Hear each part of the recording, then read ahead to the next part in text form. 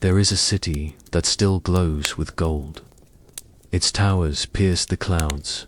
Its marble streets gleam beneath an eternal sun. It is said that the gods still walk there, that their radiance blesses every stone. But those who wander through its silence soon feel the truth beneath the light. The warmth is hollow. The air does not breathe. The sun that crowns Analando is not a sun at all. It is a memory, a dream painted upon the sky by a single soul, too kind to let the world forget what light once was. He is called Gwyndolin, child of the Lord of Sunlight, heir to a kingdom built on fading gold. When his father burned himself in the kilt, and his sister fled into distant dreams, he alone remained. He looked upon the city of his birth, empty, silent, beautiful, and felt the weight of its stillness. Without its gods, Analando would crumble into shadow. Without light, the faithful would lose even the will to remember. So he raised his hands to the heavens, and wove the light himself, a false dawn, a perfect lie. He painted the sun upon the sky, and filled the halls of the gods with phantom grace.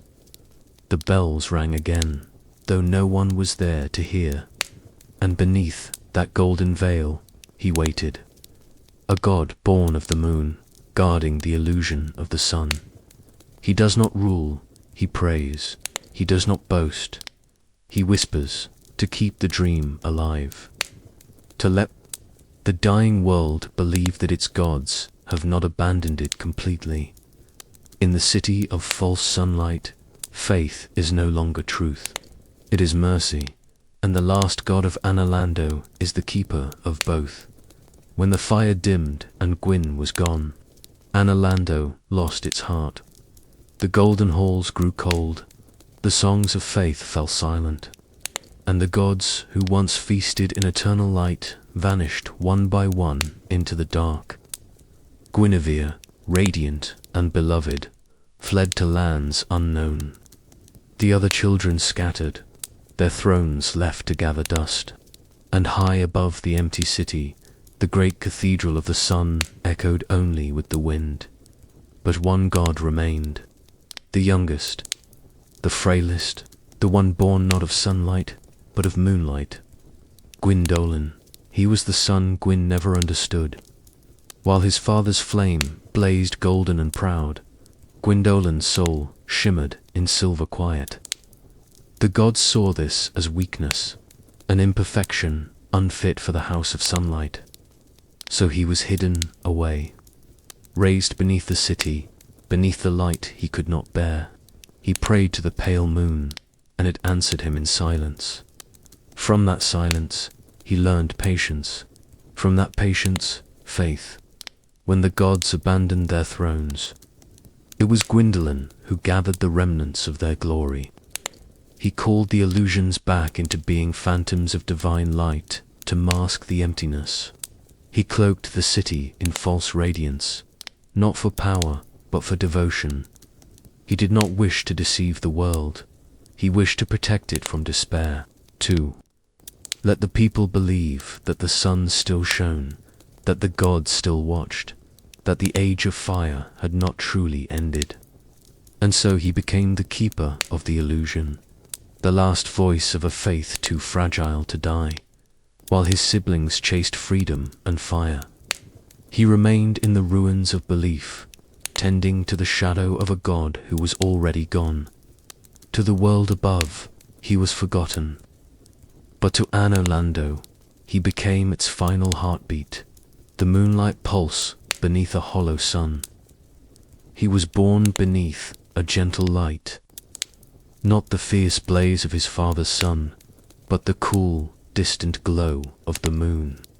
Where Gwyn's fire roared with power, Gwyndolин's soul shimmered softly, a reflection more than a flame.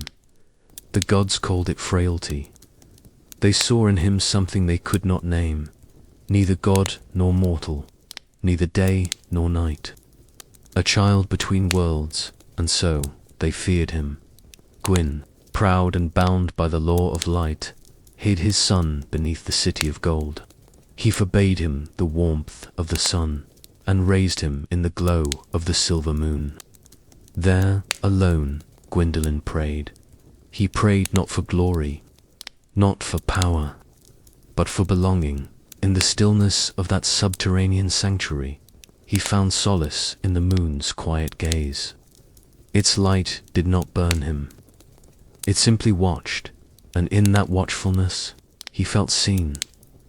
He learned the ways of illusion and faith, arts that whispered rather than commanded.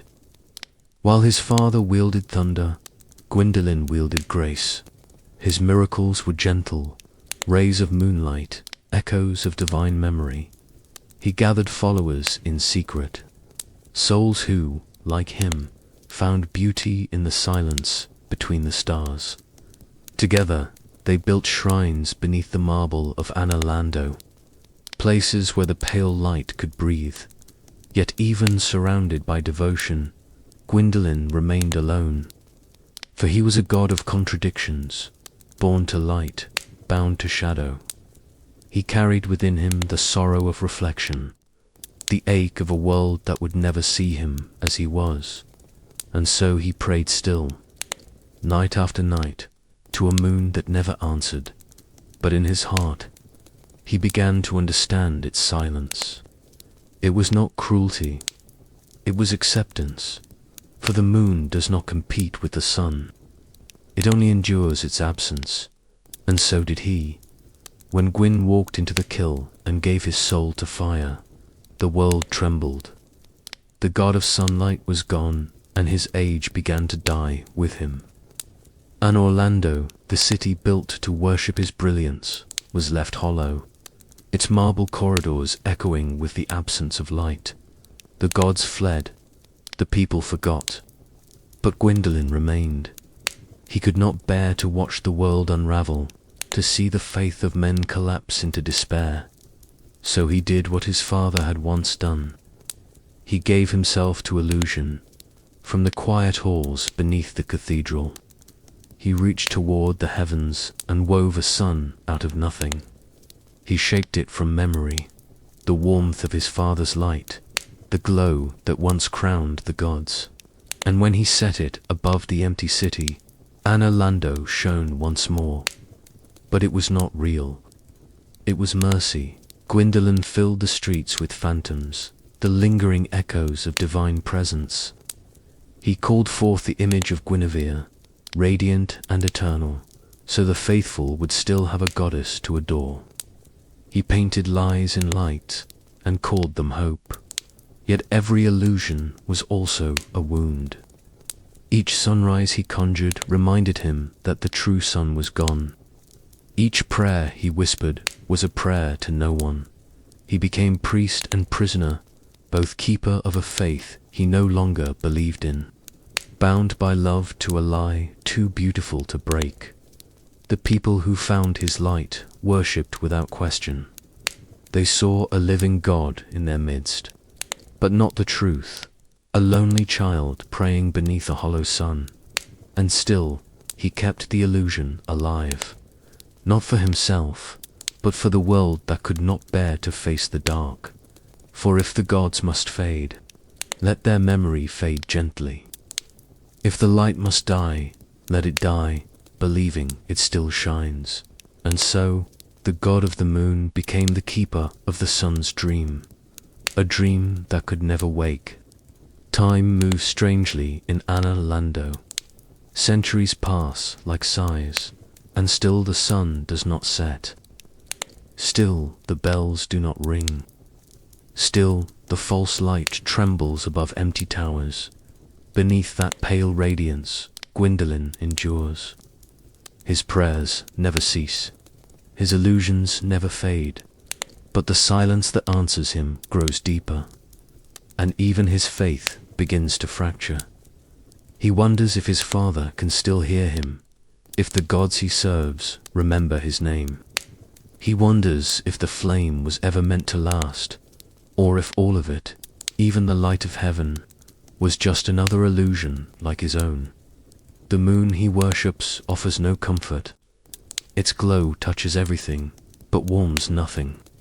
It shines not from within, but from a borrowed light, and in that reflection, Gwyndolin sees himself. He was born of the Lord of Sunlight, but his soul belongs to the night. He carries the faith of the gods, but not their fire. He keeps their image alive, but lives unseen beneath it. The faithful who still wander into Analando kneel before the statues he made, praying to illusions he maintains with quiet devotion. They do not know that their God stands among them, watching from the dark. They do not know that the sun they adore is only a lie spun from his sorrow.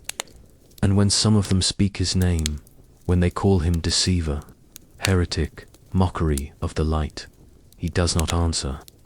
He does not rage. He only kneels and prays harder, as if the pain itself were part of the ritual. For he cannot abandon what he was made to protect. Even when faith becomes a wound, he must keep it open. Even when truth would set him free, he must stay bound. The last god of Analando does not fear betrayal. He is betrayal, the lie that comforts, the illusion that saves, the faith that survives only because it is false. And though he knows this, he keeps the sun alight, because sometimes mercy must lie to endure. In the hollow stillness of Analando, Gwyndolin dreams. He dreams of the true sun, of warmth upon marble, of laughter in the halls where now only echoes dwell. He dreams of his sister's gentle smile, of his father's proud flame. He dreams of a time when faith was not illusion, when prayer meant hope, and hope still answered. But dreams are cruel things to gods. They show what cannot return. And when he wakes beneath the same empty light he made, forever trapped in the beauty of his own compassion.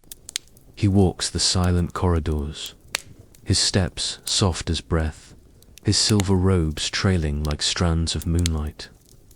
Each mirror reflects his sorrow, each shadow whispers his name. The phantoms that guard his city no longer see him as master. They bow to a memory, not to the God who sustains it. Even his illusions have forgotten their maker. Still, he tends to them. He repairs what fades. He restores what cracks. He keeps the golden veil unbroken. For what else can a god do when his purpose has become his prison? Gwyndolin no longer believes in divinity. He believes in kindness, in the quiet mercy of keeping the dream alive, even when he knows it is false. He does not seek to be worshipped. He seeks only to spare the world from the pain of waking Dot. To the wanderer who enters Anolando, he offers not truth, but comfort. The lie that the gods endure, that light still reigns, that all is not lost. And perhaps, in that kindness, he is more divine than any who came before. For while the others burned, he chose to remain, to kneel in the shadow of their absence, and keep their memory alive. The god of the moon became the keeper of the sun, the last guardian of a fading dream. And even as the illusion trembles, he smiles beneath its glow, content to die within the lie he made for love. When the final illusion breaks, and the sun above Anolando fades to grey, only one light will remain, the pale shimmer of a god who never stopped believing. The halls will crumble, the phantoms will vanish, the echoes of prayer will fade into silence. And in that silence, Gwyndolin will kneel, his head bowed to a heaven that no longer exists. He will not curse the gods who left him. He will not mourn the truth he already knew. He will simply whisper a final prayer, not to the sun, but to the dream itself. For he has come to understand that faith was never meant to conquer truth.